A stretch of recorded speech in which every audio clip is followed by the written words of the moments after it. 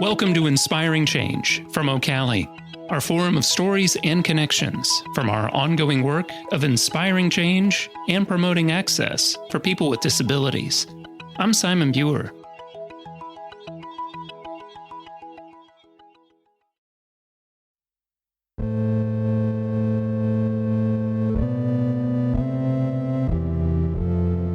I was more interested in sharing my stories and having a way to express myself as I didn't have much language. I want to help people on the autism spectrum and challenge the status quo that people on the autism spectrum can have an independent life. They can have a productive life.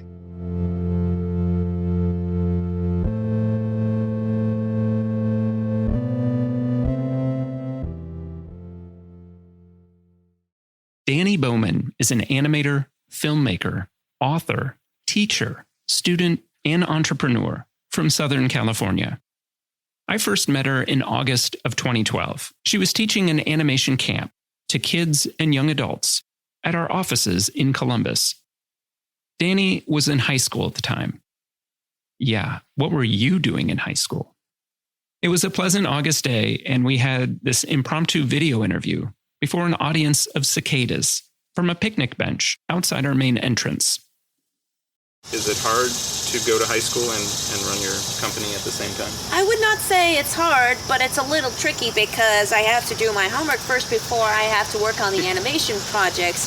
It's because my aunt and uncle says about that school is the most important thing I have to do. You see, it's pretty big to do school. The reason why? Because I have to get good grades and so I can be able to graduate and also pass the California high school exit exams. Recently from high school, I just got a 4.0, which means I got a straight A's because... High five.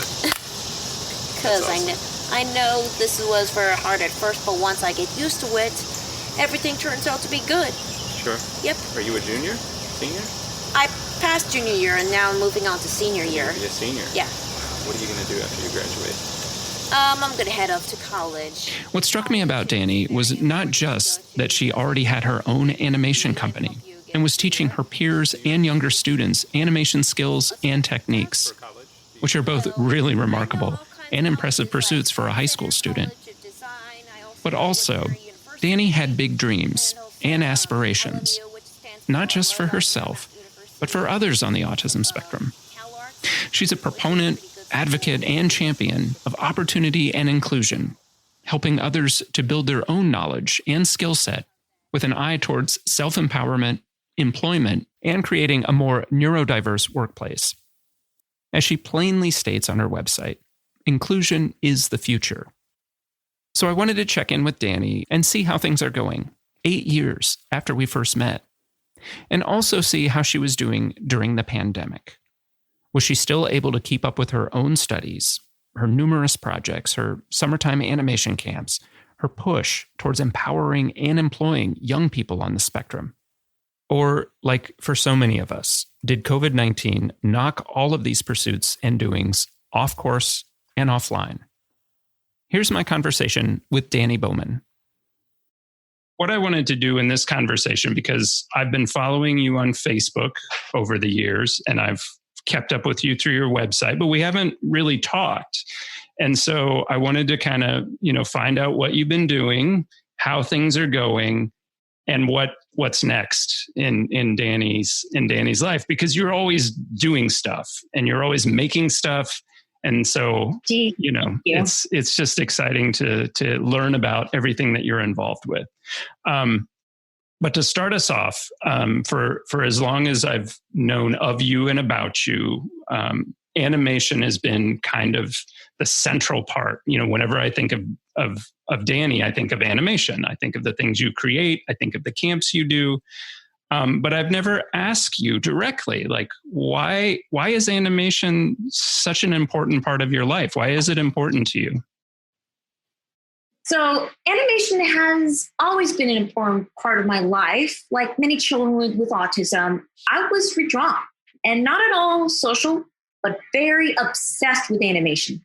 By first watching animation at 3 or 4 years old, I actually started doing stop motion animation. I was actually animating before I was speaking. I didn't realize at that time, but in addition to being entertained, I was actually learning social cues and other important lessons that neurotypical people learn naturally.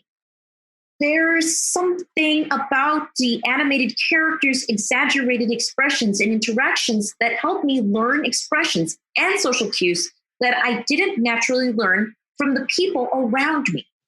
As I grew up, my family used my obsession with animation to help me learn other things that I wasn't interested in, like math and reading. They were sneaky. Now I realize the power of animation can make a difference in people with autism's lives. Not that everyone will grow up to be an animator, but the process of animation teaches us social skills, collaboration, and builds upon confidence and self-esteem. That's fantastic, Dani. There's a lot to unpack with that. And I know as we continue with the conversation, we'll touch on a lot of those things. So I know you created your animation studios, which used to be called Powerlight Animation Studios. Is that correct? That is correct. And now, what is it called?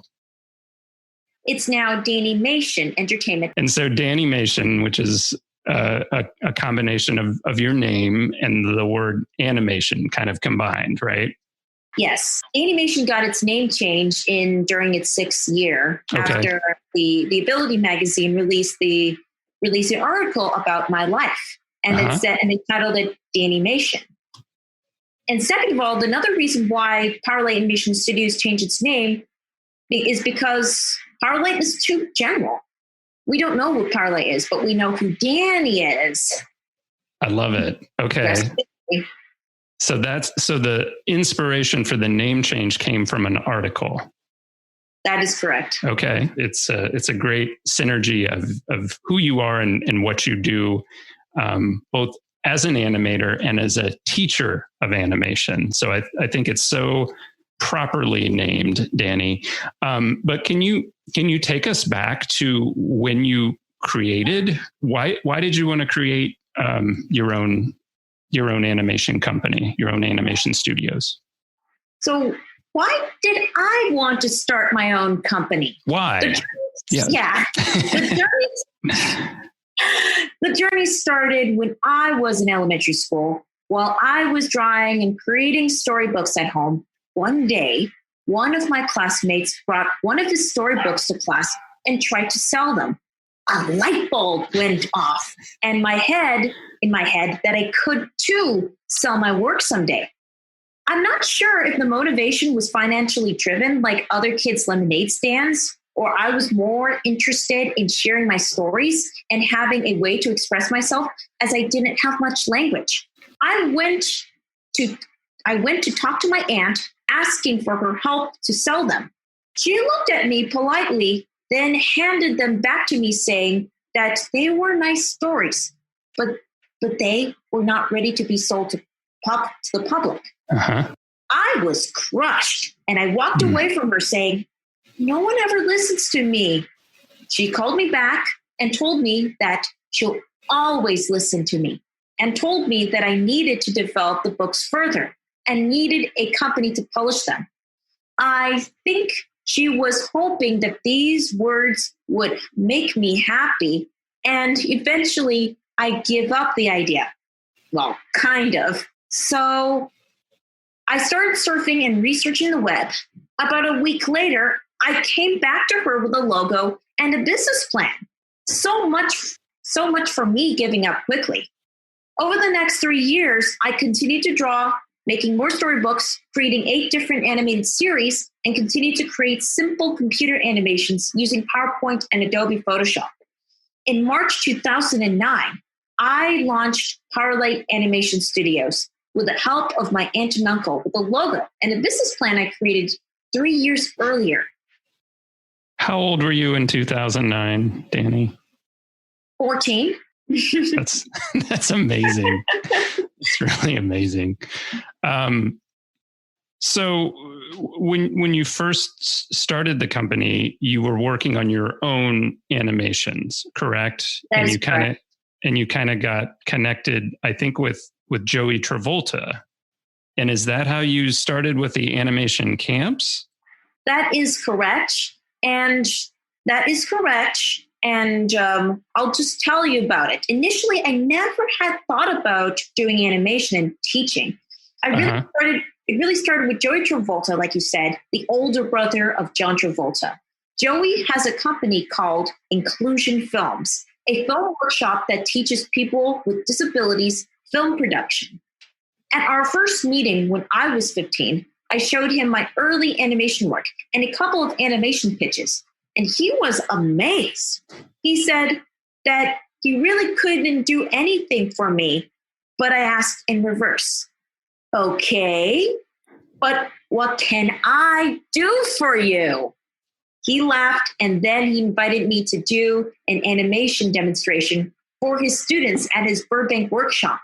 The following summer of 2011, Mr. Travolta invited me to teach animation at his summer inclusion film camps in Jacksonville, Florida, Tenafly, New Jersey, and Detroit, Michigan.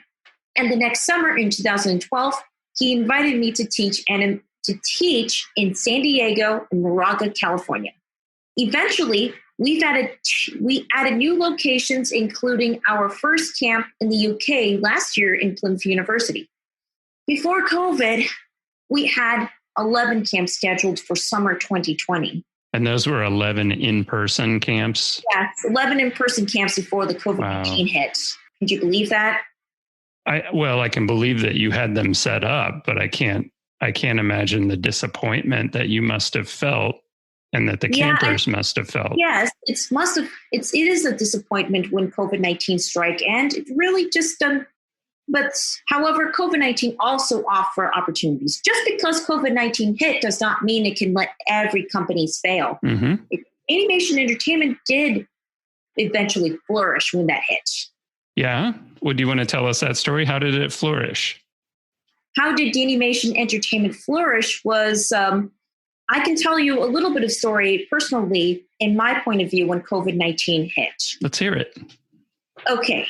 I will never forget March 11th, 2020. I was working on my finals for one of my MBA classes, and I began to notice the news that the World Health Organization was reporting COVID-19 related cases in Los Angeles, California. There's so much, all that craziness going on, including some panic buying and everything. Mm. But I was a little overwhelmed and a little bit not so sure what to do. So therefore, when COVID-19 hit, all my university classes went online. Mm-hmm. So, okay, let me see if I understand this correctly. So you were in school in March, and your classes were switched to an online format. And so you were no longer going to physical classes anymore. No longer that. It's true.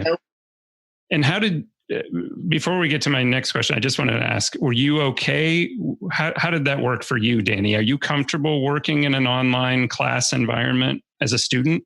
Yes, I was very comfortable. I was comfortable, and I was able to take the online classes just fine because I used to take a lot of, because I'm used to different types of software. I'm used to Zoom, and the software that they used was Ring Central, which is a lot similar to Zoom. Mm-hmm. Class was only just a few clicks of a touchpad from my computer. Okay. Better for me. And and the classes were just way much easier. Really? Yes. But they just tried. However, it's also a little strange because the class materials aren't as collaborative as it was in-person. But at least I completed the MBA class. Yeah, that's great. When were classes completed? Were you done in May? Yep, definitely done in May. But it's also very, very peculiar because I also my university held an award ceremony instead of in person. It was disappointing and strange, but I guess this is what all graduating classes of 2020 coronavirus students have to deal with. It's just it's just very strange. And that is compared to my graduation ceremony back in 2008 when I get my BFA in animation and doing the walk. But nobody's doing that. I was just right now in my grad cap and gown, throwing my head up in the streets in Montrose. You walked around in the streets with your cap and gown? Yeah, that's what I had to do. There's no other choice. There's no. And I was playing the graduation. I was playing the pop to circumstance. No, you were not. Yeah. Dani, that's awesome. Do you have video of this, I hope? I do on Facebook. Okay, good. I need to take a look at that. Well, so you graduated this spring as well. Yes. Okay. Yes. Congratulations. Thank you so much. And now I have to wait for another year to start my PhD program in psychology, specializing in serial killers. Just kidding. And seeing if you're still paying attention. I'm actually focusing on autism, and my research will be on the impacts of my programs on my students over the past 10 years, because I want to study on how people on the autism spectrum can get, how their lives are changed, and how they get it, and how they could be able to live to be independent individuals like many neurotypicals by taking my classes. And the reason people with autism do have a voice, they do have a voice. They need to be recognized. Inclusion is the future. Mm-hmm. And I want to help people on the autism spectrum and challenge the status quo that people on the autism spectrum can have an independent life. They can have a productive life. Yeah, and you're definitely evidence of that, Dani. So I love how all of this ties together. That you have the skills, you have the business sense, and now you're focusing on the psychology so that you can study what you've been doing and understand the impact that it's had on your campers and your students, and you're diversifying your skill set too, right? That's correct. You can do a whole bunch of things. You can think about a whole bunch of things and make a whole lot of different things happen. You mentioned the word, or the quote, inclusion is the future, which was one of the things I wanted to ask you about because it's on your website. Can you just speak a little bit more? Can you tell me what that means to you? The meaning behind the slogan is that the business world would be much better if there is a diversity. We're currently living in the world of supremacy. I don't believe in supremacy whatsoever. It's not only about race, gender, sexuality, financial status, or the religion. It's all about different disabilities, whether physical or mental. There has never been an animation studio founded by a neurodiverse person like Danimation. And creators with disabilities have to be recognized and accepted, just like women, people of color, religious minorities, and the LGBTQI community. Everybody has a voice. We all have to create a voice, and we can be capable. We can be capable of creating creative stories to come across. Yeah, and I know that that's been an ongoing, not just a theme, but part of your mission since you started Danimation. Yes, that's correct. That's correct. Okay. And you also mentioned the word neurodiversity, which I think we hear a lot about in our culture and in the media. And sometimes it means different things to different people, but I'm just curious, like how does Dani define neurodiversity? What does it mean to you? Neurodiversity means we all have different forms of minds. We may have a combination of neurological disorders like ADHD and autism, Tourette's and dyslexia, and so on and so forth. Just because we have a invisible disability does not mean we cannot do anything. We can be very capable. Look at my aunt, for example. Sandy has dyslexia, but yet it doesn't stop her from her common sense. She uses her common knowledge to be able to help run the marketing side of animation. She's the chair. She does, despite her challenges in dyslexia. So part of what you do is champion that diversity in abilities and skills, in communication styles and preferences. I know that I really appreciate you talking with us today, Dani, because I know from having watched some of your past interviews that vocalizing isn't necessarily your preferred means of communication. Vocalization, true. Some people can vocalize. Some people with dyslexia or like a different nonverbal learning disorder can vocalize. They can give information. Some they're not very good at writing, but they're still good at managing. It's power of emotional intelligence. Some people on the autism spectrum have powerful creativities. Some we all have different abilities. Mm-hmm. Yeah, we sure do. So tell me, Dani, how's it going with the online animation classes? Because it's my understanding that when your own studies went online, like we talked about, that gave you the idea that you could offer your animation classes online too. That I could offer free online animation classes at online animation demos every Wednesday at 10 a.m. Pacific time. So this is how I kind of got the idea of free online classes. The reason behind this is because I've noticed some children with autism are bored and unable to find animation classes due to lockdown and stuck at home. The free demo classes are offered to those that I want to try out what the virtual animation classes look like. I welcome everyone from different parts of the world to join my free class. I also offer paid one-on-one sessions, especially to those that want to take more classes with me. On average, we typically get about 5 free sessions, 5 students that attend the free session, but we welcome more people that wanted to attend a free session. So there's no limit of how many participants come to the free session. And have you enjoyed doing those free sessions? Yes, I do. And especially like meeting lots of new participants that wanted to attend the classes. Would you say, Dani, that this has been, for as many years as you've done it, has this been the biggest challenge to go online? Or is it? Yes, it has been a biggest challenge, even though I find it easy to teach online and be able to do things online. Yeah. So much fun. But at the same time, I get so bummed from all that traveling. I do not have to worry about travel expenses and all the stress. I am glad that I get to do classes at home because going to teach a class was only a few clicks of a touchpad away. Now I offer one-on-one classes, as I mentioned, as well as the summer camp workshops to anyone, anywhere in the world. I have one-on-one students from different parts of the world and all over the U.S. Really cool. It is really cool. So because one of the disadvantages is I know you traveled a lot, but your camps only go to so many different cities. So, yes. The one advantage now is, if I live in the middle of rural Iowa, all I need is a connection and I can connect with you and learn that way. All you need is just a computer and just the internet and also like some computer equipment so you can do animation classes. Yeah. Going forward, Dani, do you think you're going to continue to do the online camps, but then also do the face-to-face? Would you do both, like a hybrid? Face-to-face.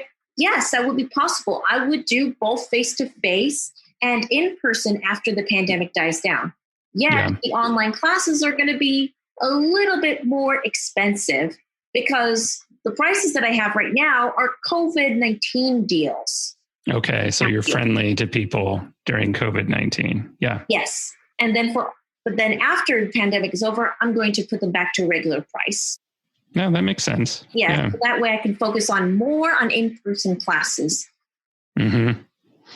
Yeah, because you've got the video on your homepage, and it just shows it just looks like there's some good energy and some excitement. It looks like a lot of fun. You've got people like coming in the room and you're high-fiving everybody.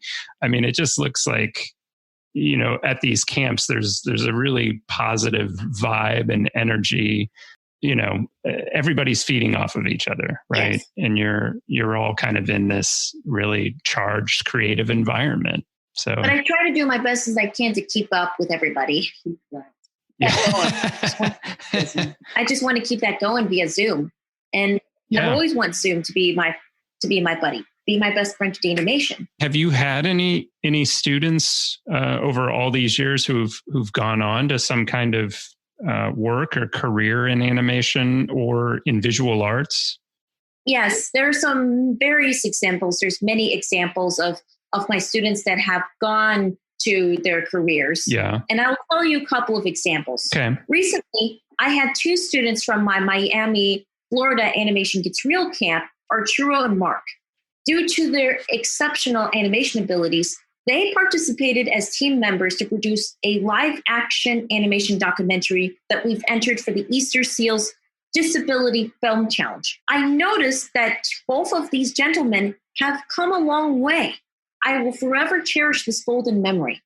Some students didn't have to focus on animation to find work or a career after camp. One notable example was a student named Zach from Inclusion Films Camp in Moraga, California in 2012. He was 17 and very depressed about his ASD diagnosis and felt hopeless. I was 15, had ASD, and was teaching a class of 15 students. Later, when he was older, he said to me that when he first met me, he said to himself, "What's my excuse?" and changed his entire mindset. He went on to get his master's degree in teaching and is now a motivated special ed teacher at the Springstone School in Martinez, California. That's a really wonderful story, Dani. How does that make you feel to know that you had a direct impact on maybe the course of his life? I felt so blessed to see that some people really surprised me. From my bottom of my heart, it just makes me so blessed that they are continuing on their dreams. It feels worthwhile. One of the best things is when they reach out to me years later to tell me how much I helped them change their lives. That makes it all worthwhile to me because we all need role models. And I try to be the best role model I can be.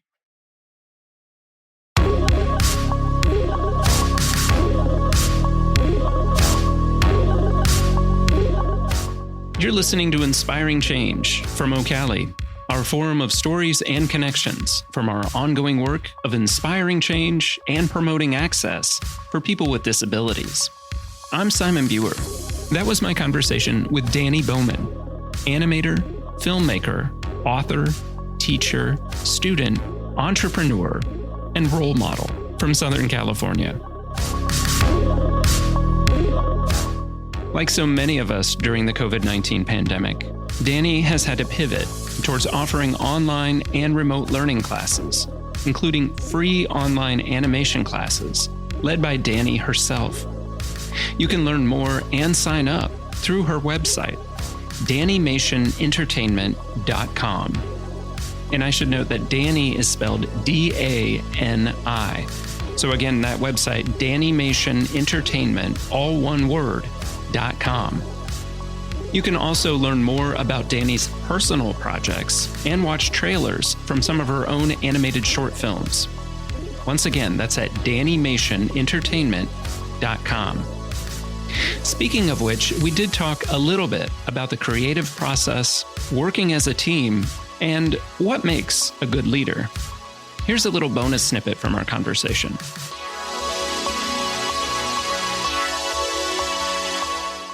When I first started Danimation at 14, I thought I could do everything as a founder, from creating my own animation content, marketing, representing the films at festivals, and speak to groups about my company's mission.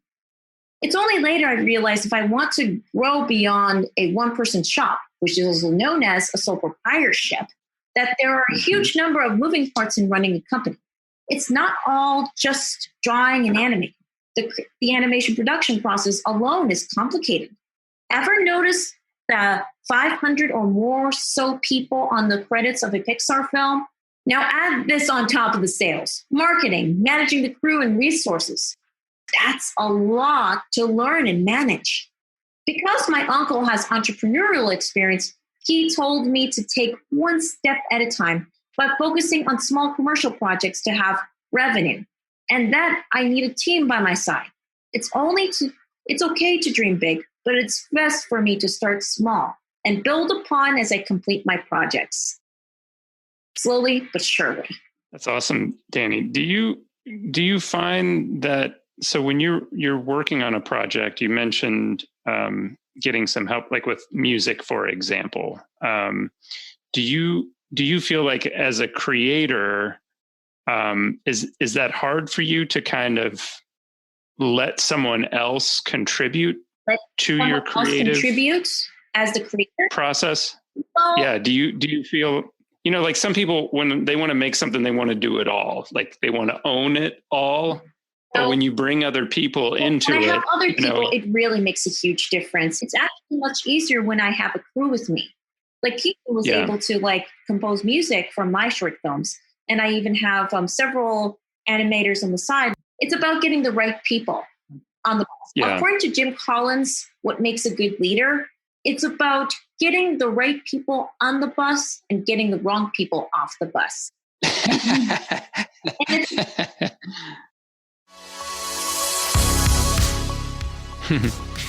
It's so much fun to talk to you. Thanks again, Dani. Be sure to subscribe to Inspiring Change wherever you get your podcasts. And if you or someone you know needs an accessible version of this podcast, you can find it at ocali.org/podcasts. While you're there, be sure to check out our sister podcast, From My Perspective, hosted by my colleague and friend, Jen Bavery, from the Family and Community Outreach Center here at OCALI. Thanks again for listening to Inspiring Change, because the need for change is everywhere, and inspiration can come from anywhere. I'm Simon Buer. See you soon.